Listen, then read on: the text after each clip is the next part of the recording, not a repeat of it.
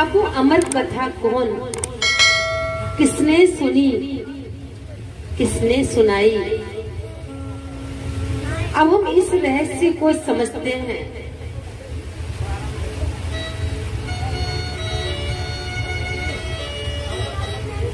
पार्वती और भोलेनाथ। पार्वती कौन? क्या एक पार्वती को कथा सुनाने के लिए भगवान आएंगे? पार्वती का मतलब क्या है? पार्वती अर्थात पर्वत जैसी स्थिति उसकी, पार ब्रह्म में रहने वाली, पर्वत के समान, इसको कहते हैं पार्वती। तो पार्वती की जो उत्पत्ति हुई वो हिमालय और मैना से हुई। हिमालय अर्थात हिमालय जैसी स्थिति, ऊंची स्थिति, क्योंकि हिमालय पर्वत सबसे ऊंचा है, तो ऊंची स्थिति। और मैना अर्थात मेरेपन का भान ना हो, मेरेपन का भाव ना हो, निमित्त भाव हो, वो थी पार्वती।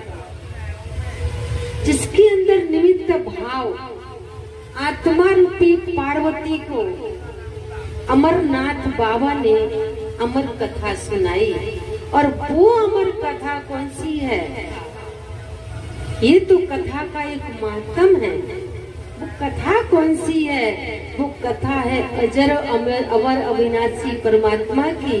और उसने ज्ञान दिया है कि आत्मा अजर अमर अविनाशी है। नैनम छिंदति शस्त्राणि, जिसे शस्त्र काट नहीं सकता, वायु सुखा नहीं सकती, जल गला नहीं सकता, क्योंकि आत्मा अजर अमर अविनाशी। और आत्मा के जन्मों की कहानी परमात्मा सुनाते हैं कि किस प्रकार से इस सृष्टि में 4 युगों में आत्मा चक्र लगाती है, सतयुग से लेकर के कलयुग अंत तक। उन चक्रों में किस प्रकार से आती है, सिर्फ चोला बदलती है, जन्म बाई जन्म। आत्मा तो अजर अमर अविनाशी है, परमात्मा अजर अमर अविनाशी है। संसार में 3 चीजें अविनाशी हैं, जिनका कभी विनाश नहीं होता है।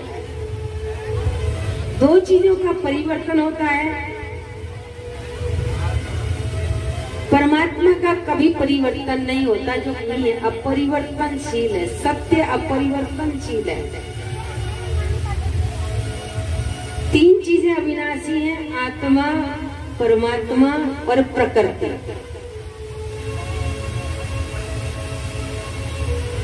आत्मा अविनाशी है, लेकिन इसका परिवर्तन होता है।